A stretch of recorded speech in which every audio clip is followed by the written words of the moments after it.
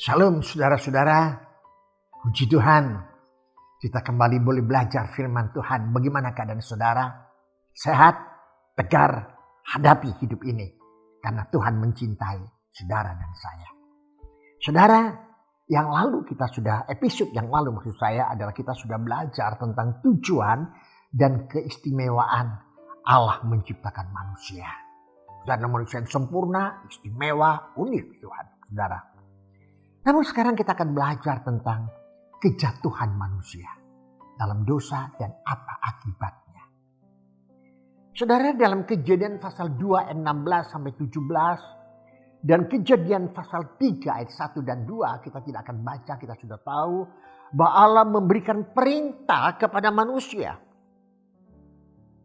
supaya jangan makan pohon buah yang pohon di tengah-tengah taman itu. Jangan hanya itu, satu perintah, tidak banyak perintah. Agar manusia taat. Dengan maksud, kembali saya katakan, agar manusia tahu apa hati manusia, apa maunya Tuhan dalam kehidupan manusia. Saudaraku yang saya kasihi, tapi sayangnya bahwa manusia tidak mendengar dan taat kepada apa yang Allah katakan kepada manusia. Manusia lebih suka mendengarkan akan apa yang dikatakan oleh ular. Manusia lebih suka mendengarkan akan godaan-godaan kata-kata manis yang memutarbalikkan kata-kata Allah kepada manusia. Sehingga manusia itu jatuh dalam dosa. Tak kala dia mendengar dengan telinganya dari suara dari si ular, si setan. Tak kala mereka manusia melihatnya buah itu. Dia lihatnya bagus. Dan tak kala dia memegang dengan tangan, dia mengambilnya. Pasti dia menciumnya.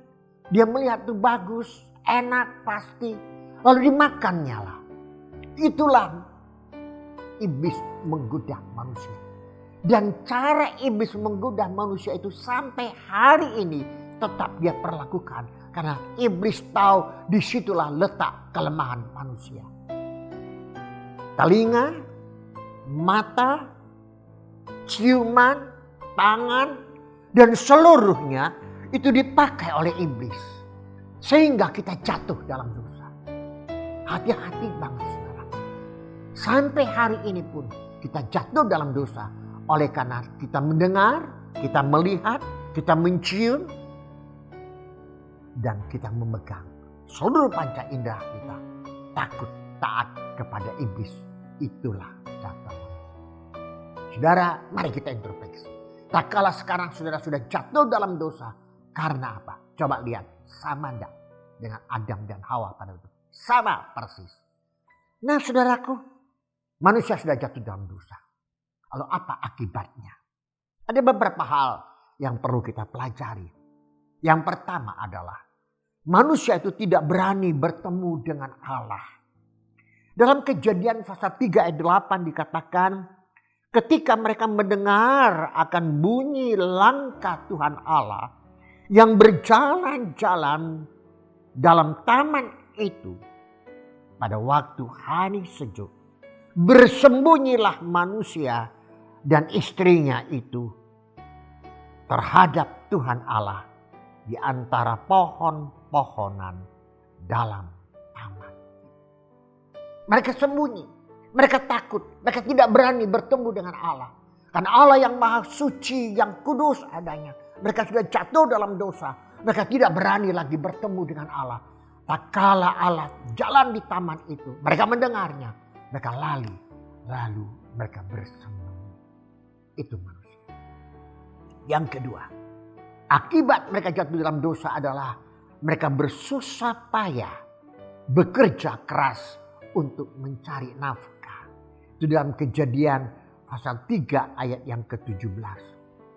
Kita lihat mereka manusia itu, Adam bekerja keras baru bisa cari nafkah. Sedangkan untuk Hawa sang perempuan itu akan susah payah waktu mengandung dan kesakitan tak kalah melahirkan anak. Dalam Kejadian pasal 3 ayat 16. Nah saudaraku yang saya kasih, itulah akibat mereka harus mengalami penderitaan demi penderitaan. Susah dipikulnya sampai hari ini. Itu adalah harus mereka lakukan. Bekerja keras, cari nafkah, istri yang wanita harus hamil dan melahirkan dengan susah payah, dengan penuh kesakitan. Yang ketiga, ada kematian jasmani dan rohani. Roma 6 ayat 23 dikatakan sebab upah akibat dari dosa ialah maut, binasa untuk selama-lamanya. Akibat mereka jatuh dalam dosa, tidak ada tawar menawar, tidak ada hal kata adil tidak adil. Mereka harus dan pasti binasa secara jasmani dan secara rohani. Mereka harus mengalami kematian. Yang keempat, mereka disebut orang-orang berdosa. Roma 5 ayat 12 sampai 21. Kalau kita perhatikan kita bisa menyebutnya Adam dan Kristus. Dalam ayat 12 saya akan bacakan. Sebab itu sama seperti dosa telah masuk ke dalam dunia oleh satu orang yaitu Adam. Dan oleh dosa itu juga maut. Demikianlah maut itu telah menjalar kepada semua orang. Karena semua orang telah berbuat dosa. Hanya karena satu orang. Maka semua orang, saudara dan saya semua orang adalah disebut orang berdosa. Tidak ada hal untuk katakan saya tidak. Semua kita adalah orang berdosa. Saudaraku yang kelima. Akibatnya kita telah kehilangan kemuliaan Allah. Dalam Roma pasal 6 ayat 3, pasal 3 ayat 23 dikatakan karena semua orang telah berbuat dosa dan telah kehilangan kemuliaan Allah. Telah kemuliaan Allah. Kalau dulu tak kalah diciptakan, tak kalah belum jatuh dalam dosa manusia pertama, mereka penuh dengan kemuliaan Allah. Mereka serupa dengan gambar dan rupa Allah. Penuh dengan kesucian. Tapi setelah mereka jatuh dalam dosa, hilanglah kemuliaan Allah. Hilanglah kemuliaan itu semuanya. Lalu yang keenam, yang terakhir.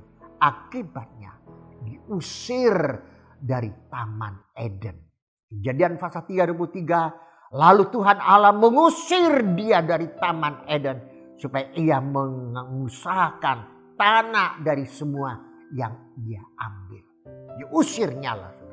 Betapa menderitanya. Tapi itu sudah terjadi sampai sekarang saudaraku yang saya kasih. Saudaraku yang saya kasih, itulah beberapa akibat-akibat manusia telah jatuh dalam dosa. Dan saya mendukungnya melalui ayat-ayat Alkitab. Kenapa saya nyampaikan ini? Tujuan supaya kita introspeksi diri, siapakah saya ini? Kita manusia ini kayak apa sebenarnya? Agar nanti kita masuk kepada keselamatan, kepada anugerah. Kita bisa lebih terbuka hati kita mengatakan hanya Dia yang mengasihi aku. Kita akan lanjut berikutnya bagian yang ketiga tentang dosa, yaitu bagaimana keadaan manusia saat-saat sekarang ini. Di hadapan Allah, di hadapan iblis, di hadapan diri sendiri. Bagaimana keadaan manusia. Ikutin saya terus. Solidio Gloria. Tuhan Yesus memberkati. Amin.